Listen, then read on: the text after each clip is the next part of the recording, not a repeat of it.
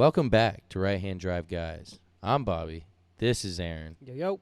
And we're back again this week, and we figured why not just have a little chit-chat about, like, the most badass, like, legendary JDM tuner, builder, whatever you want to call it, but the guys you know have put in serious work and made a name for themselves. Yeah, for sure.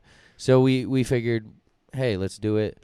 We worked up like 3 guys. We didn't want to really spread out like super far. We want to kind of keep it narrowed down to just 3 guys that we probably always admired in one way or another. Yeah, absolutely.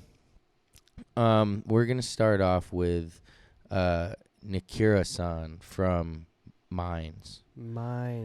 And what I like about Mines personally is, like, in my mind, Mine. yeah, it's kind of like he's always been more like low key. Yeah, and it shows with their builds. 100%. Right. They're not as like in your face. They're not as wild and crazy. They're more like reserved, but like well done. Right, subtle, but like very, very well done. Yeah. Like for instance, probably like a lot of people, you probably came across Mines playing Gran Turismo on the video games.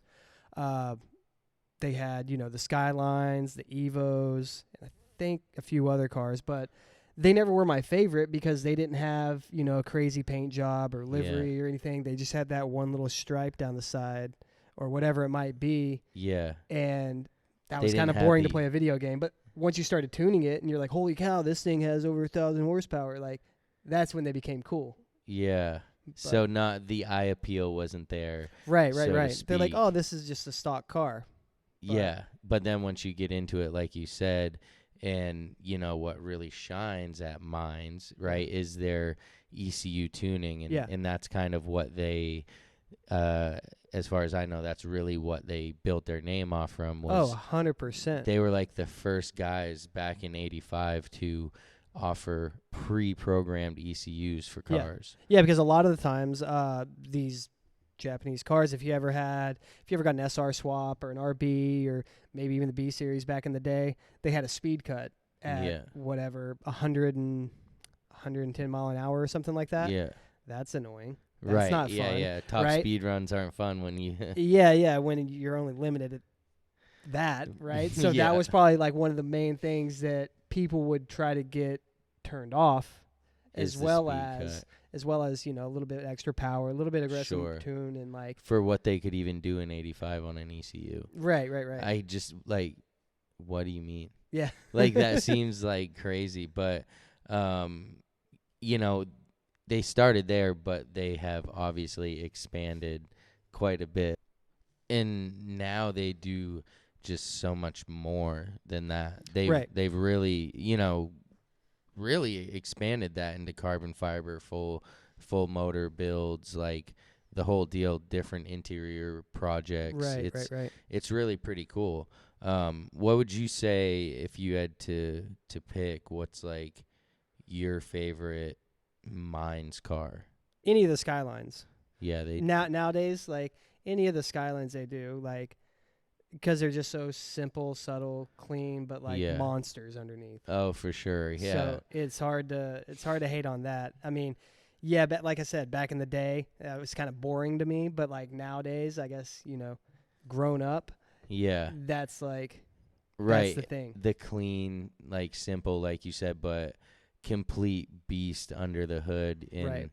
Yeah, and I mean, they do a lot of cool little interior upgrades with their like emerald green suede, and then the same with the carbon fiber parts having that like green tint to it. Yeah, like when you see a Mines car, it's like, oh shit, that's a Mines car. Yeah, and I have seen a few interior parts for R32s pop up that have been made by Mines, like the shifter bezel and things like that, but pull out your purse because you're going to pay for it. It is expensive. And just like any other quality Japanese brand, you're going to pay for that quality. Right. Oh, 100%. I mean, right. When you get these things from the actual manufacturer and they are legitimate parts, they're not cheap because they're not made in this Chinese mass warehouse. Right. It's not like that. So one cool thing, though, that Mines and also our next guy that we're going to talk about, they've been working with an outfit called Built by Legends. Right. And you've heard of that, yeah? Yeah, obviously, yeah. Yeah, I mean, I'm sure a lot of guys have, and but if you haven't, basically, it's a group that works with different, basically, legends like this, right? That whether it's Mines or Spoon or, I don't know who they'll do next, but then they go through it with Garage Yoshida, right? And they'll strip this car and whatever you bring to them. So far, we've seen R33, R32, R34 they're doing now. Yeah. They've done EG6 with Spoon. Yeah. And, you pay really crazy money for these, right? But they are like complete restorations and then modifications. Yeah, 100%. And like, dude, those cars are sick. Yes, like, they are. Yeah, at the end of the day, it's still a 90s Nissan, but dude, it is the pinnacle of the 90s Nissan. A fully built Mines motor built by hand, like, that's legit. Yeah, and kind of updated along the way too, not just throwing on old parts. It's kind of updated with the times, whatever material they use or whatever it might be.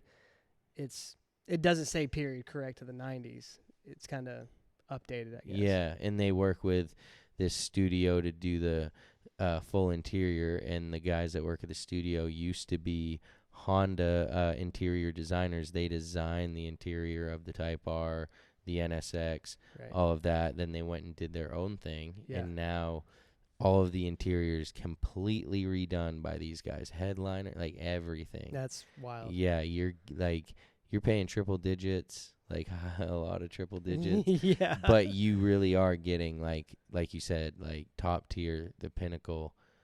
I would do it if I had that type of money, and if I wanted like the perfect whatever R34. Right. That's where I would go with it. I mean, or I guess you could also do the whole Nismo, like Amora Factory. That's what I was about to say. I mean, between them and the Amora Factory, like, who else is doing it? Yeah, like, not like that. Right, not like that. Yeah. And so, like, go ahead, name your price, because, like, if you're the only one doing it, you make the market. It is. And so, mine's definitely dope. I've always looked up to him. Nakura-san, OG in the whole game. For sure. But the next guy, Spoon. Everybody's seen. Yeah.